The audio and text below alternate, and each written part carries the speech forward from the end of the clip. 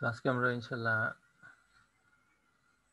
Fabrication এর wafer preparation সম্বন্ধে পড়ব। গত ক্লাসে আমরা আলোচনা করছিলাম যে যে কোনো একটা আইসি বা ট্রানজিস্টর তৈরি করতে হলে এটা আমাদেরকে ওয়েফারের উপরে তৈরি করতে হয়। ওয়েফারটা হচ্ছে সাধারণত সেমিকন্ডাক্টর ম্যাটেরিয়াল দিয়ে তৈরি। তো এই জন্য আমরা ওয়েফার প্রিপারেশন, এই জন্য ওয়েফার প্রিপারেশন, এখানে ওয়েফার কথাটা এখানে আসে নাই, খালি প্রিপারেশন কথাটা আসছে। তো কয়েকটা স্টেপ আছে। একটা হচ্ছে ক্রিস্টালাইজেশন, সেকেন্ড হচ্ছে গ্রাইন্ডিং, তারপরে স্লাইসিং, তারপরে লেপিং, তারপরে হচ্ছে এজ কন্ট্রোলিং। এই পাঁচটা স্টেপ দিয়ে ওয়েফার প্রিপারেশন করতে হয়। তো ওয়েফার প্রথম বানানোর আগে ইনগোটটা তৈরি করতে হয়। ইনগোট হচ্ছে এই জিনিসটা হচ্ছে ইনগোট। এই ইনগোটটা তৈরি করতে হয়। তো ইনগোটটা তৈরি করতে হয় ফার্স্টে ক্রিস্টালাইজেশনের মাধ্যমে। তো এই জন্য আমরা ক্রিস্টালাইজেশন সম্বন্ধে ফার্স্টে পড়ব। ক্রিস্টালাইজেশন, এটা যেই অ্যাপারেটাস দিয়ে ক্রিস্টালাইজেশন করা হয়, ওই অ্যাপারেটাসটিকে বলা হয় পুলার অ্যাপারেটাস। পুলার অ্যাপারেটাসটা দেখতে নিচে আমি ছবিতে আঁকছি, এই যে এরকম। এইগুলো ছবিগুলো দেখা যায় তো না? জি স্যার। আচ্ছা, তো এই পুলার অ্যাপারেটাসের কয়েকটা পার্ট, মেজর চারটা পার্ট হচ্ছে, একটা হচ্ছে ফার্নেস, দুই নম্বর হচ্ছে ক্রিস্টাল পুলিং মেকানিজম, তিন নম্বর হচ্ছে অ্যাম্বিয়েন্ট কন্ট্রোল, চার নম্বর হচ্ছে কন্ট্রোল সিস্টেম। তো ফার্নেসটা হচ্ছে যেখানে নাকি হিট সিলিকন, পিওর সিলিকনকে হিটিং করে মেল্ট করা হয়, ওই পার্টটাকে ফার্নেস বলে। ফার্নেসে কয়েকটা কম্পোনেন্ট আছে। একটা হচ্ছে crucible, susceptor, rotation mechanism, heating element, power supply আর চেম্বার ইটসেলফ। তো নিচের যে অংশটা, এটা হচ্ছে সেই ফার্নেসের পার্ট। ফার্নেসের ভিতরে এই যে এখানে যে ইউ শেপের, এটা আসলে একটা বাটির মতো। ক্রুসিবলের মধ্যে এই যে অংশটা, এটা হচ্ছে মেল্টেড সিলিকন। মেল্টেড সিলিকনটাকে সাসেপ্টরের মধ্যে, এই সাসেপ্টরটা দিয়ে এটাকে সাপোর্ট দেওয়া হয়। এই সাসেপ্টর দিয়ে সাপোর্ট দেওয়া হয়। এই সাসেপ্টরটা একটা রোটেশন মেকানিজম, এই যে নিচের দিকে যে দণ্ডটা চলে গেছে, এই রোটেশন মেকানিজমের মাধ্যমে এই পুরা এই পোর্সিলিনটা, এটাকে ক্রুসিবলটা, পুরা ক্রুসিবলটাকে ঘোরানো হয়। আর এটারই পাশে ড্রামের আকারে এখানে যে লাইন টানা আছে, এটা আসলে সার্কুলার। এটা আমরা যেহেতু এটা একটা সেকশন নিচ্ছি এখানে, এই জন্য এখানে দুই সাইডে দুইটা লাইন দেখা যাচ্ছে। আসলে এটা একটা ড্রামের মতো, চারিদিক থেকে এইটাকে ঘিরে আছে, চারিদিক থেকে এটা ঘিরে আছে। তো এইটা একটা হিটিং এলিমেন্ট, এই দুইটা। আর এর দুই পাশে আবার দুইটা আছে হ্যাসেড লাইন।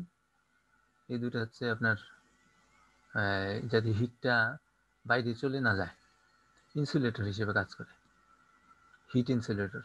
এটাও একটা ড্রামের মতো। তো এই হিট ইনসুলেটর ড্রামের ভিতরে হচ্ছে হিটিং এলিমেন্ট, হিটিং এলিমেন্টের ভিতরে হচ্ছে ক্রুসিবলটা। আর ক্রুসিবলটাকে আপনার সাসেপ্টর দিয়ে সাপোর্ট দেওয়া হয়েছে। আর পুরা জিনিসটা এই ফার্নেসের ভিতরে, টোটাল ফার্নেসটার ভিতরে এটা থাকে। ফার্নেসের মধ্যে একটা ভিউ পোর্ট থাকে, এখান থেকে গ্লাস ডোর আছে। এই গ্লাস ডোর দিয়ে মানুষ ভিতরে, যদি এটা টোটাল অ্যালাইনমেন্ট হয় নাই, ভিতরে এখানকার যে মেল্ট আছে, মেল্টের অবস্থানটা বুঝতে পারে। আর এই ফার্নেসটাও আপনার ড্রামের মতো চারিদিক থেকে ঘুরে এইভাবে আছে। তো এটা হচ্ছে আপনার আমাদের ফার্নেসের part: crucible, susceptor, rotation mechanism, heating element, power supply, chamber. Power সাপ্লাইটা হচ্ছে ওই হিটিংয়ের জন্য যে পাওয়ার দিয়ে হিটিংটা করা হয়, সে পাওয়ার সাপ্লাই। আর চেম্বারটা হচ্ছে যে ফার্নেসটা। তারপরে হচ্ছে ক্রিস্টাল পুলিং মেকানিজম। এটার তিনটা অংশ, একটা হচ্ছে সিট শেফট অর চেইন, আর এটা হচ্ছে রোটেশন মেকানিজম, আর এটা হচ্ছে সিট চাক। তো তিনটা অংশ হচ্ছে এই উপরের অংশটা, এখান থেকে শুরু করে এই উপরের এই পার্টটা। তো এইখানে এই যে দণ্ডটা আছে এটিকে বলা হয় এই কি বলে চেইন, চেইন অথবা শেফট। চেইন যদি দেওয়া হয় তাহলে পেন্ডুলাম ইফেক্ট একটু বেশি হয়, আর যদি শেফট দেওয়া হয় পেন্ডুলাম ইফেক্টটা কম হয়।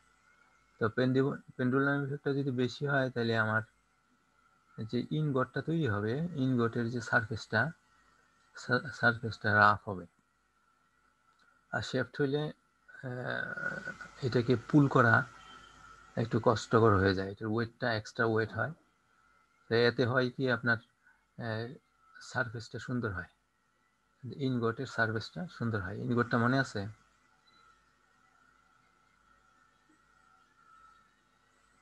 এই যে ইনগটের যে সারফেসটা, এই সারফেসটা এবড়ো থেবড়ো হবে যদি চেইন হয়, আর যদি শেফট হয় তাহলে এটা স্মুথ হবে।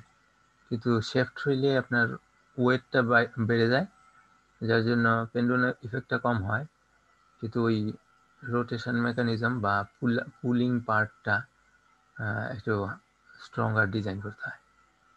তো সিট শেফট অর চেইন, তারপর হচ্ছে রোটেশন মেকানিজম। তো এই পুরাটাকে ওখান দিয়ে যেরকম ক্রুসিবলটাকে ঘোরানো হচ্ছে, এদিকে শেফটটাকেও কন্টিনিউয়াস ঘোরানো হয়। আর শেফটের মধ্যে থাকে, মাথায় থাকে সিট চাক। এই যে একটা কাভার করা আছে, এটার মধ্যে পিওর সিলিকনের নিডল এখানে দেওয়া হয়। তো এই নিডলটা এই মেল্টের সাথে যখন অ্যাটাচ হয় তখন ওই ক্রিস্টালের চারিদিকে এই মেল্টেড সিলিকনগুলা ক্রিস্টালাইজেশন হতে থাকে। এখানকার টেম্পারেচারটাকে এমনভাবে কন্ট্রোল করা হয় যাতে সিলিকনের উপরের লেয়ারটা সহজেই সরের মতো, দুধের উপরে যেরকম সর পড়ে এরকম সরের মতো যাতে ক্রিস্টালাইজেশন হয়ে যায়।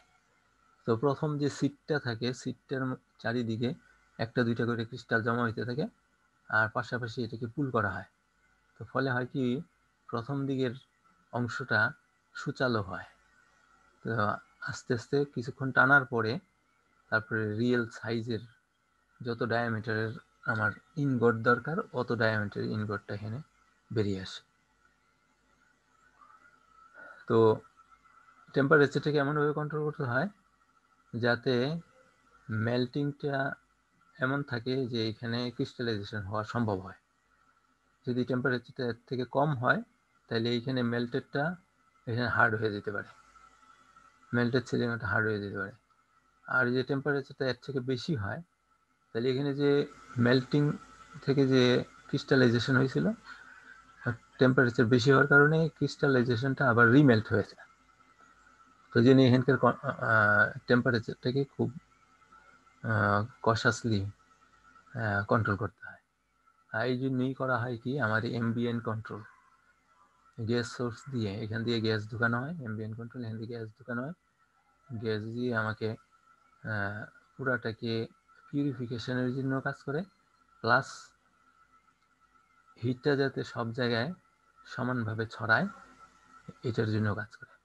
সেদিক দিয়ে আমরা এমবিএন গ্যাস ঢুকাই, আর অন্য দিক থেকে এমবিএন গ্যাসটা বেরিয়ে আসে, এই পাশ দিয়ে এমবিএন গ্যাসটা বেরিয়ে আসে।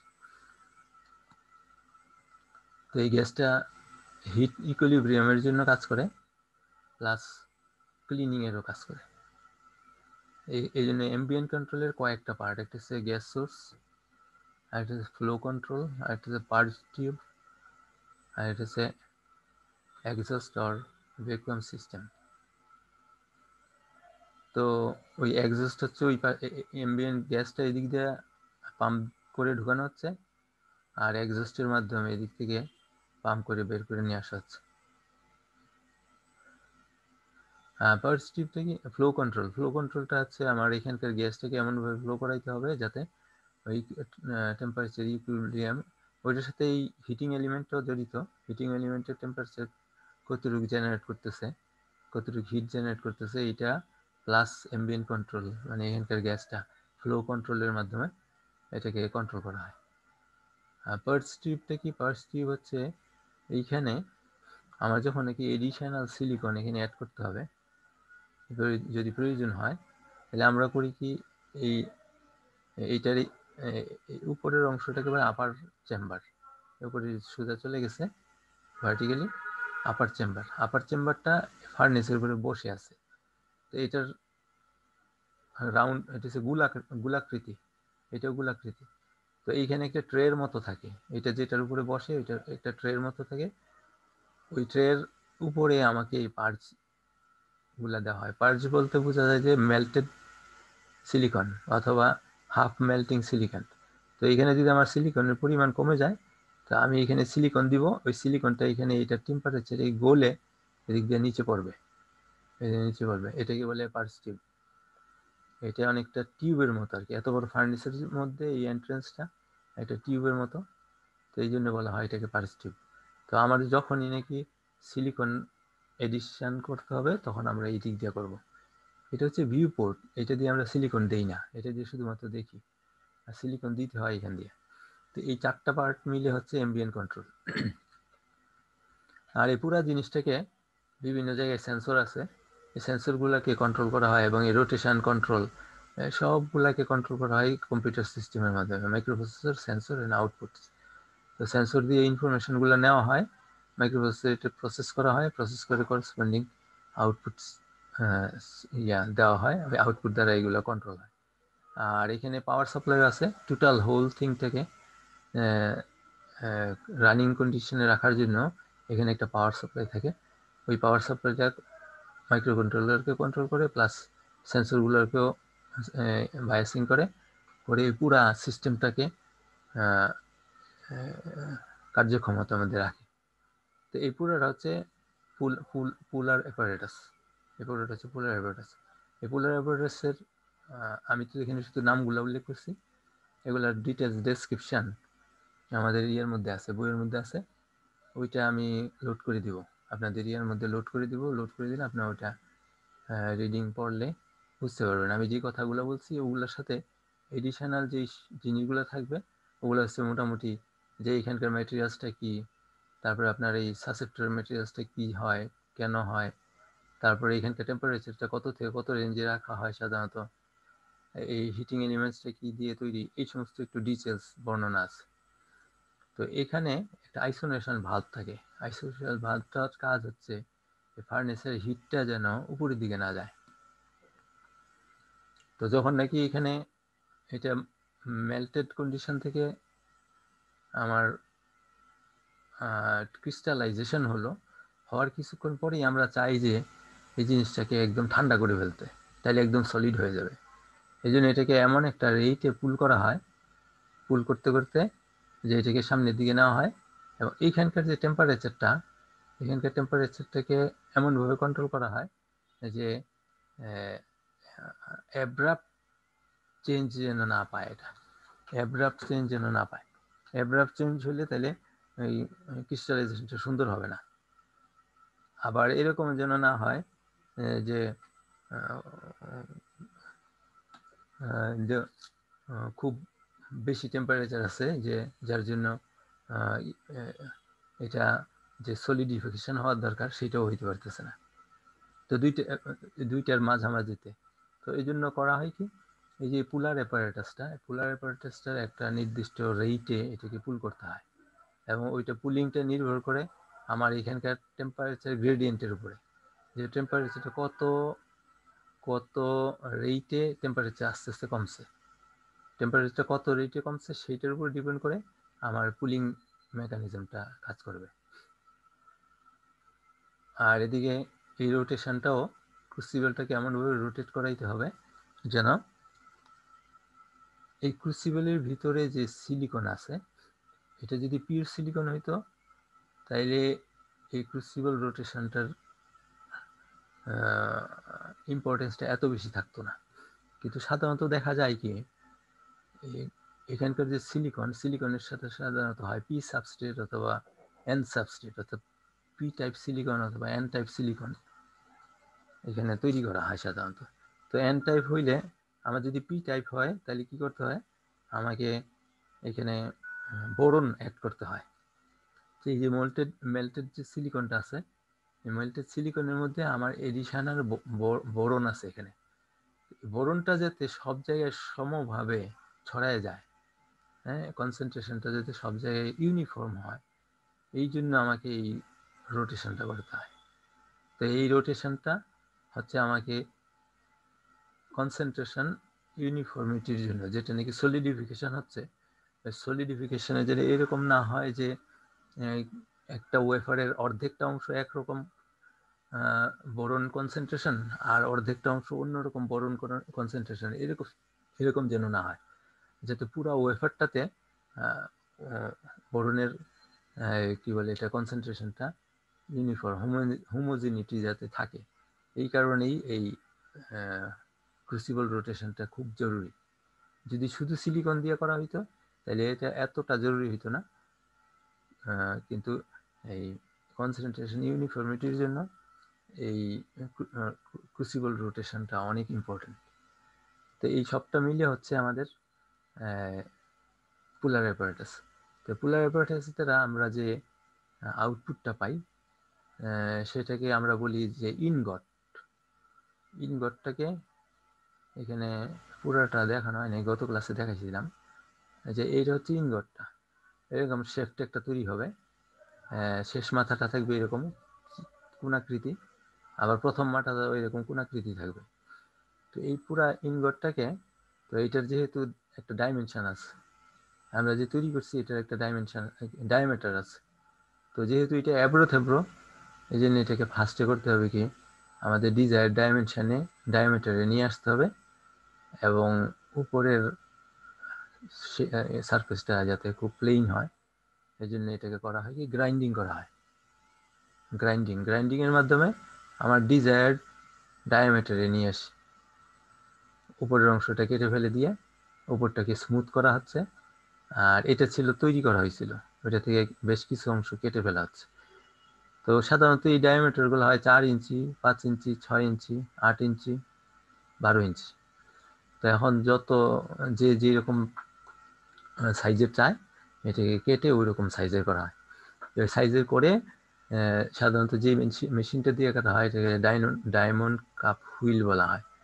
যে এখানে যে কাপটা আছে ওইটা ডায়মন্ডের তৈরি, ওই ডায়মন্ড দিয়ে সিলিকনকে কাটা হচ্ছে। তো এটাকে এইভাবে রোটেশন দেওয়া হয়, আবার এই জিনিসটা নিজেও রোটেট করতেছে। তো আর পুরা ইনগোটটাকে আবার রোটেট করানো হচ্ছে এখানে। তো পুরা ইনগোটটাকে রোটেট করানো হচ্ছে, আর ডায়মন্ড কাম হুইলটাও এখানে রোটেট করতেছে। এই রোটেট করার কারণে এটা টাচে এসে একটা নির্দিষ্ট ডিস্টেন্সে থেকে এটাকে ক্রমান্বয়ে কেটে একটা নির্দিষ্ট সাইজে, ডায়ামিটার সাইজে এটাকে পুরো একটা পিওর একটা রড, হ্যাঁ, কলমের মতো একটা রড তৈরি করা হয়।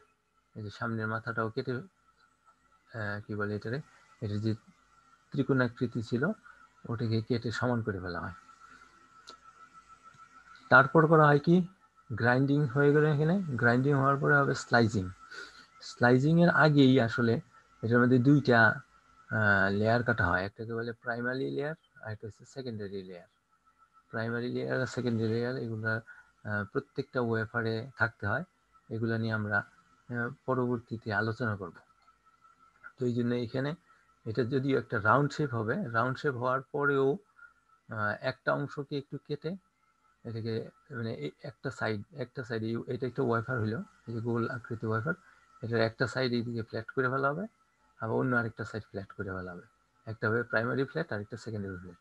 তো এটিকে স্লাইজিং করার আগে আগে এই ফ্ল্যাটগুলো তৈরি করে ফেলা হয়। তারপরে করা হয় স্লাইজিংটা কিভাবে করে, স্লাইজিংটা করা হয় এই গোল আকৃতি একটা করাত আছে, এটাকে বলে এই যে সো ব্লেড। একটা এই মাথাটাতে আসলে দাগ দেওয়া হয়নি, এইখানেই করাতে দাঁতগুলা থাকে, এই জায়গাটাতে দাঁতগুলা থাকে। এই সার্কুলার এটার ভিতরে ইনগটটাকে, যেটা নাকি আমরা নির্দিষ্ট সাইজ করছি গ্রাইন্ডিং করে, ওইটাকে এই সার্কুলার করাটার ভিতরে ঢুকায় তারপর আস্তে আস্তে পুল করা হয় এদিকে, আর এই জিনিসটা ঘুরতে থাকে, করারটা ঘুরতে থাকে। এটাও আপনার ডায়মন্ডের তৈরি। তো এই ডায়মন্ডের টিপগুলার দ্বারা এই ইনগটটা চপিং করা হয়। চপিং করে করে এটাকে একটা প্লেটের মতো তৈরি হয়। এইরকম একটা প্লেটের মতো তৈরি হয়। এইখান থেকে কাটার ফলে এক একটা অংশ এক একটা প্লেট, এরকম অনেকগুলা হবে। তো এখানে যে ইনগটটাকে কাটা হয় ডায়মন্ড কাটিং এজ দিয়ে, কি বলে সার্কুলার শ দিয়ে কাটার ফলে হয় কি, আমার ইনগটটার যে ইনগটটার সাইজে আমি যত মোটা মোটা ওয়েফার তৈরি করব, যদি দেখা যায় যে আমি 100টা ওয়েফার তৈরি করতে পারবো, কিন্তু আসলে আমরা সাধারণত 1/3 আমাদের লস হয়ে যায়, যে ডাস্ট আকারে চলে যায়। তা আমার যে জায়গায় নাকি 100টা ওয়েফার হওয়ার কথা, ওখানে দেখা যাবে যে 70টা হয়েছে, 60-70টা ওয়েফার হয়েছে, আর বাকিটা ডাস্ট হিসেবে ওয়েস্টেজ হয়ে গেছে। ওইটাকে আবার রিসাইকেল করা হয়। সেই জন্য যতটা আমাদের ওয়েফার দরকার তার কত 33% বেশি আমাকে ইনগট তৈরি করতে হবে। তাহলে 33% ইনগট বেশি করলে তাহলে আমি আমার যতটা ওয়েফার দরকার ততটা ওয়েফার পাবো, 33% আমার লস হয়ে যাবে। এতে কাটিং করার পর আমার যে ওয়েফারটা হইলো, এই যে ওয়েফারটা এখানে আমরা দেখতেছি, এটা একটা চাঁদের মতো সার্কুলার। এটা আমরা সাইড থেকে দেখতেছি যে এরকম দেখা যাচ্ছে। তো যেহেতু করাত দিয়ে কাটা হয়েছে, এই জন্য এটা সার্ফেসটা এত স্মুথ থাকে না। তো এই জন্য এটাকে স্মুদিং করতে হবে। এই স্মুদিং করাটাকেই বলে ল্যাপিং। তো এটা হচ্ছে ল্যাপিং অ্যাপারেটাস। এই ল্যাপিং এর মধ্যে ওয়েফারটা থাকে, ওয়েফারের নিচে থাকে না, ওয়েফারটা এটা ওয়েফারটা, এটা হচ্ছে ওয়েফার হোল্ডার। এই ওয়েফার হোল্ডারটা ওয়েফারটাকে চাপ দিয়ে ধরে রাখছে। একটা পলিশিং প্যাড আছে। এই পলিশিং প্যাডটার এখানে কিন্তু একটা রোটেশন মেকানিজম থাকে। এখানে একটা দাগ দেওয়া হবে, দিয়ে এটা একটা রোটেটের ভাব দেবে। পলিশিং প্যাডটাও ঘুরতে থাকে, আর এটাকে উপর থেকে প্রেসার দিয়ে এটাকেও ঘোরানো হয়। ওয়েফার হোল্ডারটাকে পুরোটাকে ঘোরানো হয়। তো ওয়েফার হোল্ডার এবং পলিশিং প্যাডের মধ্যে থাকে ওখানে আবার কেমিক্যাল রিয়েজেন্ট দেওয়া হয় কিছু। কেমিক্যাল রিয়েজেন্ট দিয়ে এই দুইটা উল্টা দিকে ঘোরানো হয়, প্রেসার দিয়ে ঘোরানো হয় ডান দিকে সার্কুলার ক্লকওয়াইজ, এটাতে পলিশিং প্যাডটাকে ঘোরানো হয় অ্যান্টি ক্লকওয়াইজ। ফলে হয় কি, ওয়েফারের পৃষ্ঠাগুলা বিকজ অফ দিস রিয়েজেন্ট একদম স্মুথ হয়ে যায়, প্লেন হয়ে যায়। প্লেন হয়ে গেলে তা আমার ওয়েফারেরটা একদম শাইনি হয়, খুব শাইনি হয়, মানে যেন কাচের মতো। তো এই ফাংশনটাকেই বলা হয় ল্যাপিং। তো এখন আমার ওয়েফারটা হয়ে গেল, ওয়েফারের ডায়ামিটারও ঠিক আছে, ওয়েফারের পৃষ্ঠাগুলো একদম স্মুথ। পৃষ্ঠাগুলো স্মুথ না হলে সমস্যা কি, আমাদের ওয়েফারে যে আমরা ডিজাইন করব, একটা ওয়েফারের মধ্যে একটা ট্রানজিস্টর বা গেট বা কন্ট্যাক্ট তৈরি করতে যাব, এগুলো আমরা করি লিথোগ্রাফির মাধ্যমে। আর লিথোগ্রাফিটা ডিপেন্ড করে লাইটের উপরে। আমাদের যেরকম নাকি ফটোগ্রাফি, আমরা যেরকম ছবি উঠাই ইয়ের মধ্যে গিয়ে, স্টুডিওতে গিয়ে, তো ওখানে যেরকম লাইট দেওয়া হয়, বলে যে লাইট দিয়ে আমরা আমাদের নেগেটিভটা ওয়েফারের সামনে প্লেস করি। তো এই ওয়েফারের নেগেটিভের ছবিটা গিয়ে ওয়েফারের উপর পড়ে, তখন ওয়েফারের মধ্যে ওই ছবিটা অঙ্কিত হয়। তো আমরা যখন নাকি একটা ইনভার্টার তৈরি করব, ইনভার্টারের যদি গেটটা তৈরি করতে চাই, তাহলে গেটের ছবিটা আমি করব কি, লাইটের সামনে ধরবো, লাইটটা গিয়ে ওয়েফারে পড়বে, ওয়েফারে তখন গেটটা তৈরি হয়ে যাবে। তো এই যে লাইটের সাহায্য করা হয়, এই জন্য ওয়েফার যদি এবড়ো থেবড়ো হয়, if it is not smooth, তাহলে হবে কি লাইট রিফ্লেকশনটা ঠিক হবে না, তখন আমার এই ডাইমেনশনটা চেঞ্জ হয়ে যাবে। তো লাইট দিয়ে যে আমি গেটটা ফেলছি, এখন যদি একটা সমতল জায়গায় পড়ে, তাহলে এইটা একদম গেটটার সাইজ যেরকম ওইরকমই দেখা যাবে। আর যদি ওইটা একটা ইনক্লাইন প্লেনের মধ্যে পড়ে, তাহলে দেখা যাবে যে এটা সাইজটা ঠিক নাই, চেঞ্জ হয়ে গেছে। এই কারণে আমাদেরকে এই ল্যাপিংটা করতে হয়। ল্যাপিংটা করে এটাকে একদম স্মুথ করে ফেলা হয়, এবং শাইনি স্মুথ, এবং এত কি বলে এটারে এবড়ো থেবড়ো একদম থাকে না। তারপর করা হয় কি, এজ কন্ট্রোলিং। এজ কন্ট্রোলিং হচ্ছে যে এইখানকার যে এজটা, এই এজটা হচ্ছে ভার্টিক্যালি একদম শার্প। তো এইরকম যদি শার্প থাকে, তো সাধারণত আমরা সাধারণত ওয়েফারগুলোকে, যে যেমন সিডির ক্যাসেট আছে না, সিডির ক্যাসেটের মধ্যে আমরা ওয়েফারগুলো রাখি, আর ওই ক্যাসেটটাকে একসাথে কোনো একটা সিস্টেমে দিয়ে দিই। মনে করি অক্সিডেশন করতে চাই, আমরা একটা একটা ওয়েফার দিয়ে অক্সিডেশন করি না, ব্যাচ প্রসেসে করা হয়, যে অনেকগুলো ওয়েফার একসাথে অক্সিডেশন চেম্বারে দিয়ে দেওয়া হলো, সবগুলো ওয়েফার অক্সিডাইজ হয়ে বাইরে আসলো। তো এই জন্য রাখা হয় ওয়েফার চেম্বারের মধ্যে। তো হ্যান্ডলিং করতে হয় এটাকে, ধরে ধরে ইয়ার মধ্যে সিডি ওয়েফার হোল্ডারের মধ্যে রাখতে হয়, যে সিডি যেরকম রাখা হয় ওয়েফার হোল্ডারের মধ্যে এরকম ভাবে। তো এখন এই শার্প এজটা যদি ভার্টিক্যাল হয় তাহলে ওইটাকে রাখা উঠানো একটু বাধার সৃষ্টি হয়, ফলে ওয়েফারগুলো ভেঙে যাওয়ার চান্স থাকে। এই জন্য সামনের সাইডটাকে এরকম রাউন্ড করা হয়। এই রাউন্ড করার কাজটাকেই বলে এজ কন্ট্রোলিং। তো এখন ওয়েফারটা পুরাটাই গোল, কিন্তু ওয়েফারের যে সাইডটা কিন্তু ভার্টিক্যাল না, ওই ওয়েফারটার সাইডটা ভার্টিক্যাল না, ওয়েফার সাইডটা হচ্ছে রাউন্ড শেপ। এই রাউন্ড শেপ করার জন্য এই জন্য একটা টুল আছে, ডায়মন্ড কাটিং টুল, যেটার মধ্যে এরকম কার্ভেচার থাকে। এই কার্ভেচারের মধ্যে আমরা এই টুলটাকে ঘোরাইতে থাকি, আবার এই যে ওয়েফার হোল্ডারের মধ্যে ওয়েফারটা থাকে, আর সেই ওয়েফার হোল্ডারটাকে ঘোরানো হয়, ফলে ওয়েফারটা এই কাটিং এজে কার্ভ কাটিং এজের সাথে টাচ হয়ে এটাকে কার্ভ হয়ে যায়, যে এটা যে ভার্টিক্যাল ছিল এটা ভার্টিক্যাল না থাকে এটা কার্ভ হয়ে যায়। তো এই সবগুলা কাজ করার পরে আমার ওয়েফারটা রেডি হলো, যে এখন আমরা এই ওয়েফারটাকে বিভিন্ন প্রসেসের জন্য তৈরি করতে পারবো। তো এই আজকে আমরা যে কাজটা আলোচনা করলাম, এটা হচ্ছে টোটালটা হচ্ছে ওয়েফার প্রিপারেশন, যে ওয়েফার প্রিপারেশন ফ্রম সিলিকন বা raw silicon to all the way to the wafer, যে ওয়েফার শেপ আমরা এইরকম ওয়েফার একটা বের করে আনবো। এই পুরা সিস্টেমটাকে এগুলা এই ডিটেলস কথাবার্তাগুলা আমি তোমাদেরকে পোস্ট করে দিব, যে 2 থেকে 3 পৃষ্ঠা ডেসক্রিপশন আছে, তোমরা এইগুলো পড়ে নিলে আমার যে অংশগুলা বলা হয়েছে এগুলোই পাবা, তার সাথে এডিশনাল কিছু এক্সট্রা ইনফরমেশনও পাবা। তো তোমাদেরকে আমি ওই জিনিসগুলা আপলোড করে দেবো। দেখি এখানে আমি ভিউ করতে পারি কিনা।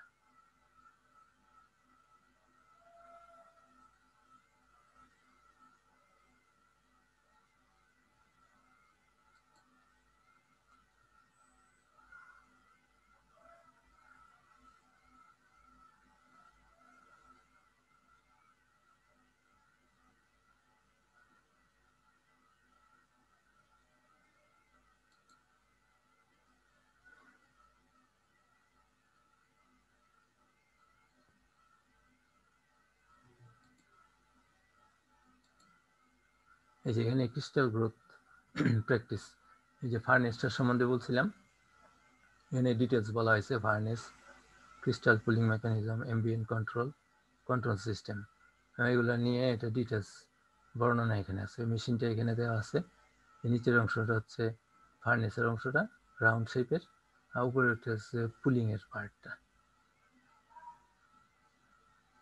এখানে আমরা কি কি ম্যাটেরিয়াল দিয়া ইয়েগুলো ক্রুসিবলটা তৈরি করব, এই সমস্ত জিনিসে কেন করবো এইগুলা নিয়ে আলোচনা আছে।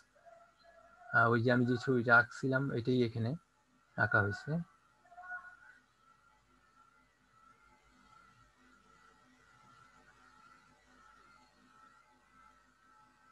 তো তোমরা এটা রিডিং করলে তোমরা বুঝতে পারবা। আর এখানে পুলিং মেকানিজম সম্বন্ধে কথাবার্তা আসছে উপরের অংশটা নিয়ে, তবে এমবিএন কন্ট্রোল নিয়ে বলা হয়েছে, আর পুরো কন্ট্রোল সিস্টেমও বলা হয়েছে। তো তোমরা এটা আমি ইনশাল্লাহ আপলোড করে দিব, তো তোমরা এটার থেকেও তোমরা দেখতে পারবা। আর ওয়েফার প্রিপারেশনের যে পার্টটা ওটাও আমি তোমাদেরকে লোড করে দেব, যে 4টা অংশ, ক্রিস্টাল কি বলে ল্যাপিং, তারপর হচ্ছে স্লাইজিং, এজ কন্ট্রোলিং, এগুলো আমি তোমাদেরকে পরে লোড করে দেব। তো আজকে এই পর্যন্তই। তোমাদের কারো কোনো কোশ্চেন আছে? হ্যালো স্যার, এই বইটা কি স্যার আপনি যেটা সাজেস্ট করছেন গান্ধীর যে বইটা এটা ওই বইটা স্যার? না না, এইগুলো হচ্ছে এসএমজিতে, এসএমজি একটা সেকেন্ড বইটা যেটা ছিল জি স্যার।